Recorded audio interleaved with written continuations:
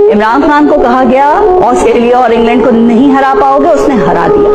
उनको कहा गया कि कमजोर टीम के साथ वर्ल्ड कप नहीं जीत पाओगे, उसने जीत कर दिखा दिया। उसे कहा गया कि सियासत तुम्हारे बस का रोग नहीं, उसने सियासत करके दिखा दी। उसको कहा गया कि शेरवानी का बटन भी नहीं मिलेगा, उसने वजीर आजम की शेरवानी पहन कर दिखा दी। उसे कहा गया कि तुम्हें वजीर आजम नहीं रहने देंगे, तो वो अवाम के दिलों पर हुक्मरान बनकर राज करने लगा। उसे कहा गया कि हुकूमत से निकलोगे तो लोग नहीं निकलेंगे तुम्हारा साथ देने के लिए, लेकिन 9 अप्रैल की रात अवाम बिन बुलाए सड़कों पर आ गए। उसे कहा गया कि लॉन्ग मार्च नहीं कर पाओगे, उसने करके दिखा दिया। उसको गोली मारकर पैगाम दिया गया कि खामोश होकर बैठ जाओ, लेकिन वो फिर मैदान अपने अल्लाह के सामने ये कहता हूँ कि इस बारी पहले तो आपने कानून तोड़ के बच गया, इस बारी आप नहीं बचाएंगे, ये मेरा आपसे वादा है।